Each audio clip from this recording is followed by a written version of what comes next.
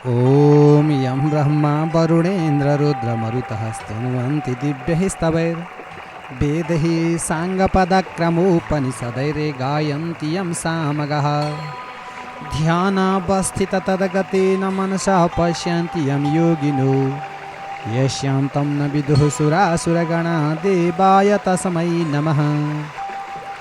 श्रीमच्चन्दनचर्चितोज्ज्वलवपुः शुक्लाम्बरा मल्लिका मालालङ्कृतकुण्डला प्रविलसन्मुक्तावलीशोभिता सर्वज्ञाननिदानपुस्तकधरा रुद्राक्षमालाकरा वाग्देवी वदनाम्बुजे वसतु मे त्रैलोक्यमाता चिरं।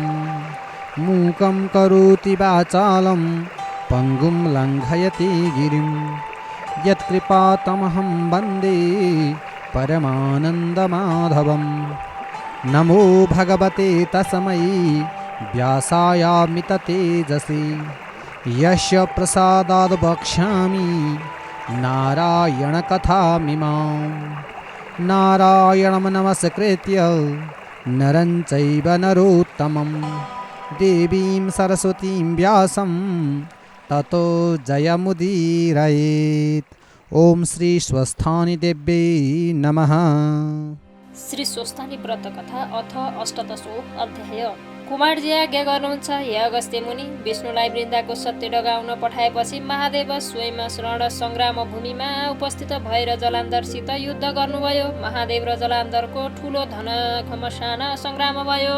उता वृन्दाको पतिव्रता धर्म विष्णुले नष्ट गरिसकेकाले केही बलहीन भएर आकाशमा गएर माया युद्ध गर्न लाग्यो। महादेवले पनि आकाशमा युद्ध गर्दा जलान्धर बलहीन भएको जस्तो बुझी अब त वृन्दाको सत्य विष्णुले नासिसकेछन् भन्ने विचार गरी हातमा लिइराखेको त्रिशूल उचाली तिनै आँखाबाट आगाको ज्वाला निकाली क्रोधले लाल लाल आँखा गरी त्यो त्रिशूल जलान्धरको छातीमा ताकिहाने। त्यो त्रिशूलको वेदनाले जलान्धर मरेर अन्तपुरको चोकको माझमा पछारियो। त्यो जलान्धर खसेको शब्द वृन्दाले सुनेर यो के को शब्द रहेछ भनी हेर्न जाँदा आफ्ना स्वामी जलान्धरको मृतक शरीरदेखि तरह तरहको विलाप गर्दै भन्न लागिन्, यस्तो अवस्थामा मलाई एक्लै छाडी तपाईँ कहाँ जानुभयो? पापिष्ट विष्णुले कपटपूर्वक छल गर्दा तपाईँको यो गति भयो। तपाईँ बिना यो प्राण कसरी राखो? तपाईँ जहाँ जानुभयो म पनि वहीँ जान्छु भन्दै जगल्टा फिजाएर विष्णुको मुख हेरी, हे पापिष्ट विष्णु, तिम्रो छलले मेरो स्वामीको यो अवस्था भयो। अब श्राप दिन्छु, झारघाँस वृक्ष रुख ढुङ्गो भएर रहे भनेर वृन्दाले आफ्नो प्राण त्यागेर पतिसित सती भइन्। हे अगस्त्य मुनि, पतिव्रताले श्राप दिएकोले झार बनेको तुलसी, घाँस बनेको कुश, रुख बनेको पिपल, ढुङ्गो बनेको शालिग्राम भएर रहनु पर्यो।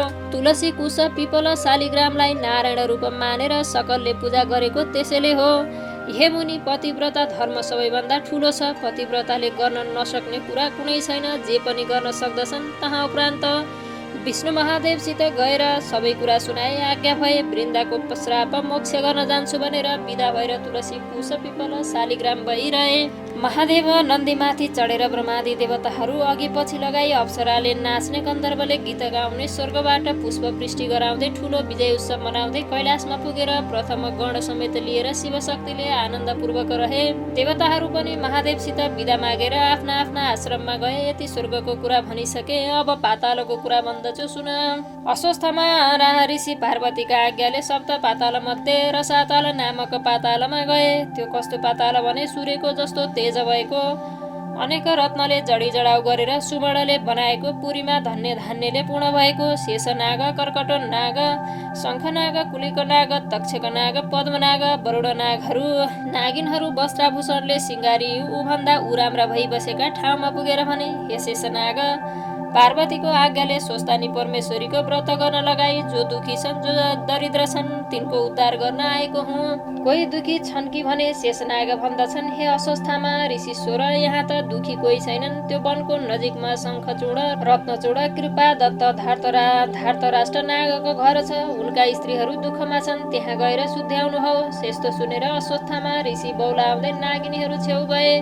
शङ्खचूड नागकी स्त्री हिरावती, रत्नचूड नागकी स्त्री रत्नावती र कृपादत्त नागकी स्त्री मृगावती, धार्तराष्ट्र नागकी स्त्री मदनावती, ती स्त्री पुरुष अन्योन्य प्रीतिले हेरिरहेका थिए। पछि नागहरू परदेश गएपछि त्यहाँ बस्न नसकी वियोग जनित दुःखले वनमा गएर बसेका भए पनि महासत्यवादी थिए। वनमा पनि सुख त थिएन, तर भाग्य फर्कने आशामा देवता पुकारा गर्दथे। 12 वर्ष व्यतीत हुँदा पनि नागले नागिनीको र नागिनीले नागको केही खबर पाएका थिएनन्।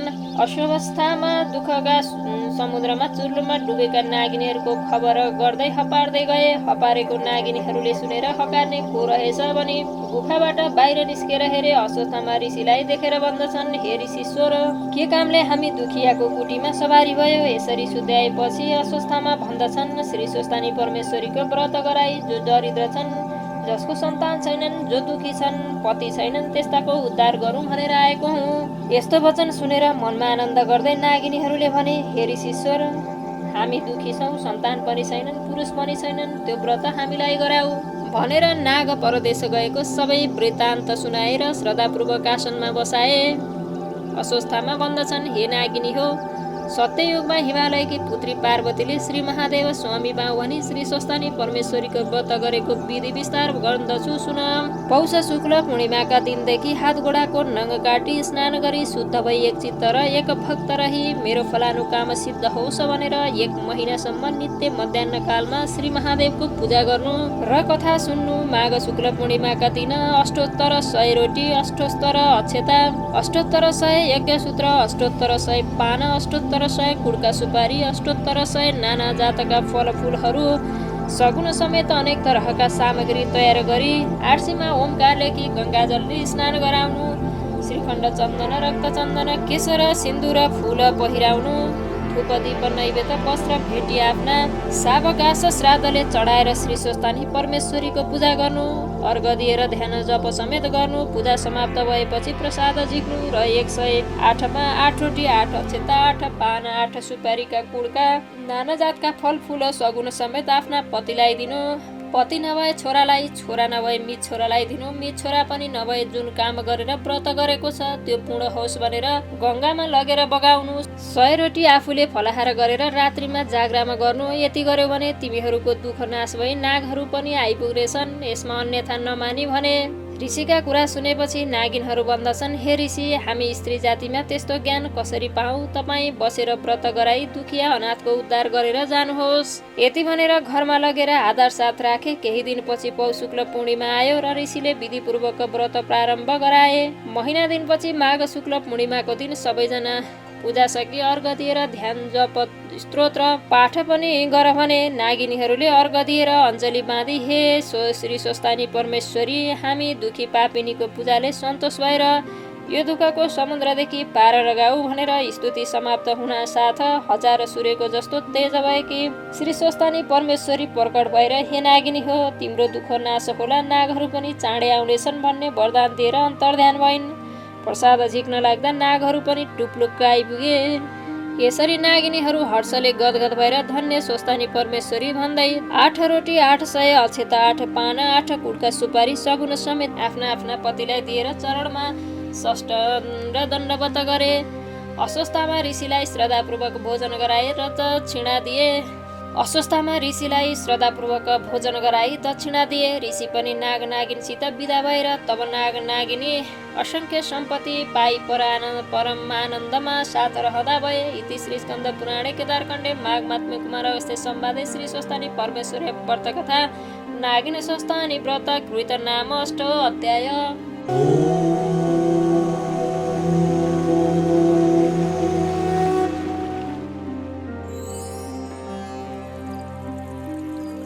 उपनयतु मङ्गलम्बः सकलजगन्मङ्गलालयः श्रीमान् दिनकरकिरणनिबोधित नवनलिनदलनिभीक्षणः कृष्णः। काले वर्षतु पर्जन्यः पृथिवी सस्यशालिनी देशोऽयं क्षोभरहितो ब्राह्मणाः सन्तु निर्भयः। अपुत्राः पुत्रिणः सन्तु पुत्रिणः सन्तु पौत्रिणः निर्धनः सधनः सन्तु जीवन्तु शरदां शतम्।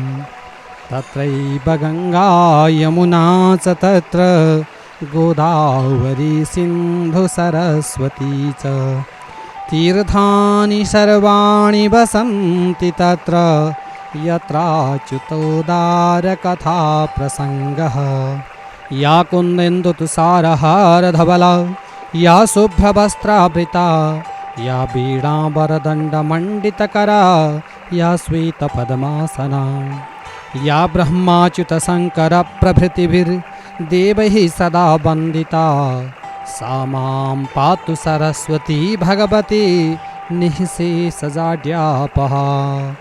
कायेन वाचा मनसेन्द्रियैर्वा बुद्ध्यात्मना वा प्रकृतिः स्वभावात् करोमि यद्यद् सकलं परस्मै नारायणायेति समर्पयेत्। ॐ श्री स्वस्थानि देव्यै नमः।